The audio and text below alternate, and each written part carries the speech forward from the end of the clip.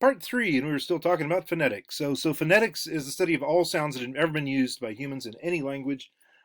These sounds are complicated sometimes because we can't hear them because we're not native speakers of that language. But they do exist, and native speakers can distinguish them very easily. Um, one of the key sounds that I always like to talk about is uh, P versus B. B, B. So this is the difference between voiced and unvoiced. Unvoiced.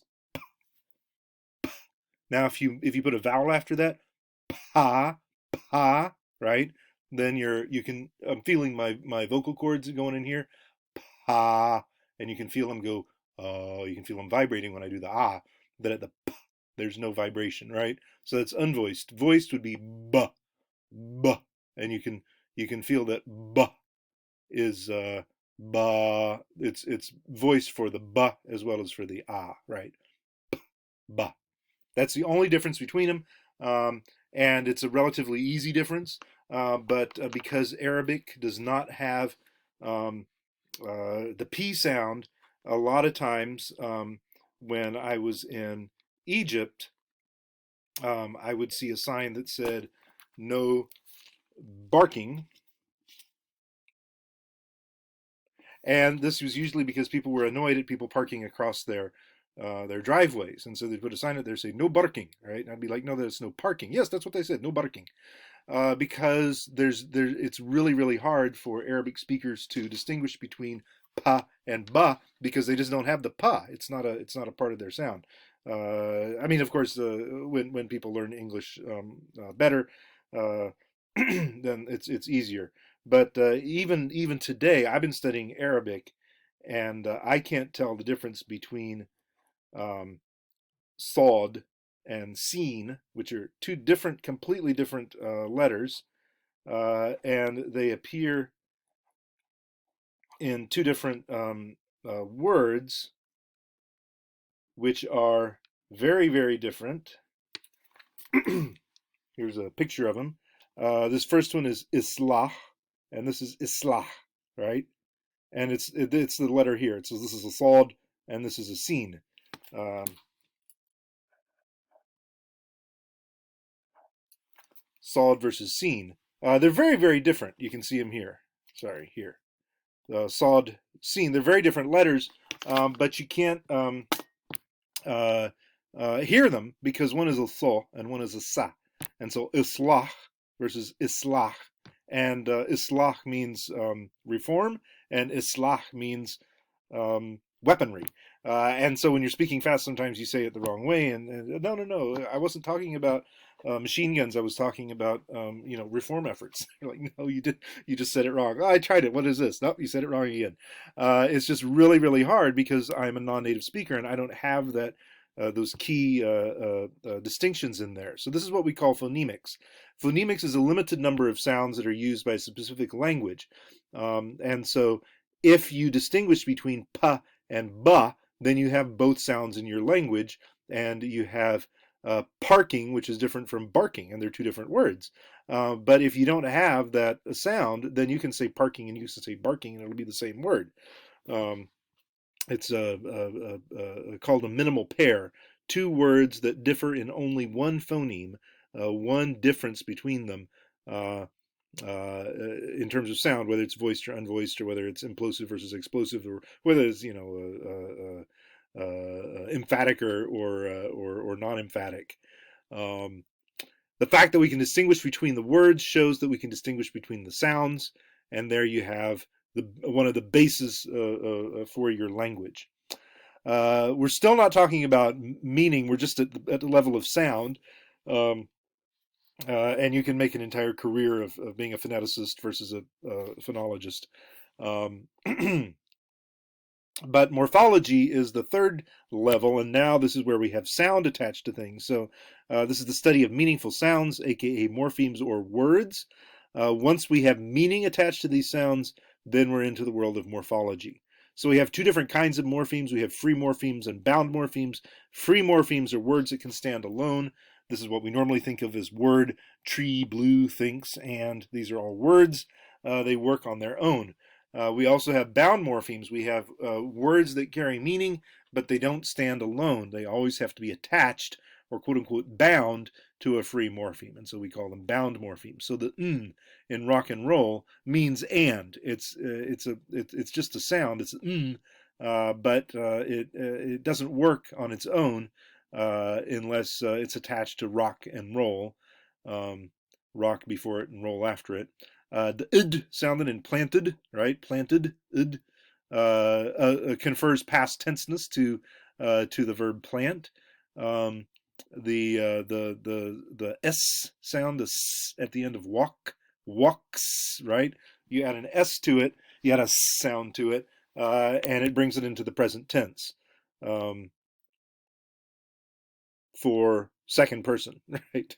It attaches second personness to it. No, third person. He walks, she walks, right? I walk, you walk. He walks, she walks, right? So it's a subtle grammatical difference that it confers to that word, and doesn't work on its own as a word, but it does have meaning and it is important. So we call it a bound morpheme. Number 4 in our level here is syntax, the study of sentences, sequences of words. So now we're into parts of speech, what your high school teacher probably called grammar. Doesn't include the previous 3 levels, but this 4th level, now we're talking about parts of speech and how sentences are formed. We're talking subjects and objects. We're talking about verbs, pronouns, adjectives, etc. We cannot go to the dictionary to learn whether a word is a noun or a verb, because the dictionary wasn't written by the speaker, and the speaker knows their own language. This language may be 2018 or 2020 Southwest Ohioan middle-class white masculine spoken English. The dictionary writer was maybe from England or from New York, so the dictionary writer doesn't know what the word means when I use it. You got to use contextual clues to know what that word means. My son is always saying it got tooken. And I'm like, what does tooken mean? It's just something they say around here. It's an Ohioism. Whatever. It's a word. It works. It's just you can't look it up in the dictionary. You can't look up tooken. Or if you could, I would find a different example that was even more teenage or preteen, and just got invented yesterday. Uh, that's what we call it descriptive linguistics. It has to be describing something that just is, and not prescribing something. Prescribe is the opposite of describe. Describe says this is what is. Prescribe says this is what ought to be. And we're not in that world right now. Definitely when I'm grading your papers, I'm being prescriptive. Don't worry about that. At least normally, in an ordinary semester, not this semester, of course. This semester, we're just all trying to survive. But usually when I grade papers, I do get prescriptive because we're not trying to express ourselves authentically in those papers. We are trying to craft something that is convincing to others of our competence. Okay. I mean, we can express ourselves too, but not in a term paper. That's in the other stuff. Those papers where I don't grade grammar. Okay, sorry, I'm getting lost here. Semantics, the study of meanings, right. So after syntax, we were talking about sequences of words in order in a series. Then we talk about semantics, which is the study of meaning on a much larger and more holistic scale, including ways of speaking, what we call discourse genres, such as storytelling, greeting, taking leave from someone. What do you say when you say hi to someone or hello, or how do you get out of a conversation? What do you say if you're preaching at someone? What does it look like when you're explaining something to someone, or describing or recounting or expressing? How is it different? This is all different sort of semantics, meaning. And then pragmatics can be the 6th one. Pragmatics is the study of the social context of language use. For example, when someone who is not a doctor or a coach asks how it's going, they're not making a request for you to reveal your health conditions or professional successes. Why not?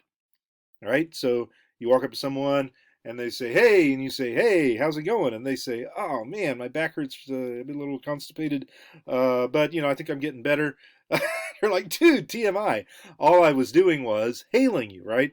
how's it going is not a request for status update.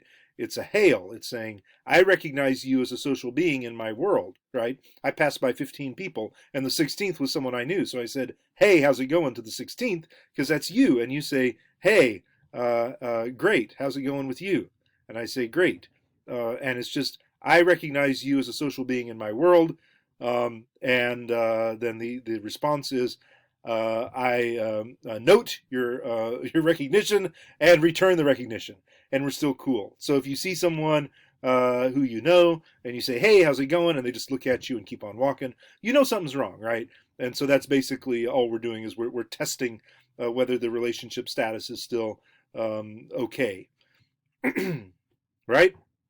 So what we're doing is here is utterances. These are speech acts, an occasion when someone says something.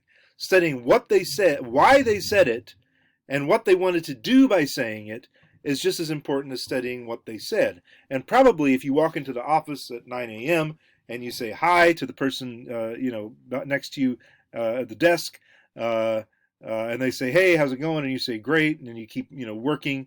And then, 2 hours later, you go to the bathroom, you come back, you pass by the same person at the same desk. You don't say hi again, right? That would be weird. Why? Because you've already said hi once for the day. But tomorrow morning, you better say hi again.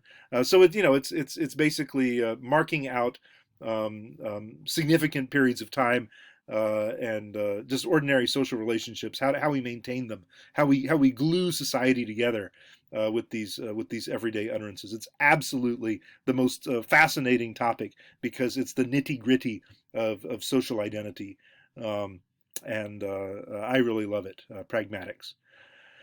Okay, that's 11. Oh goodness, 12 minutes. See you on the next one.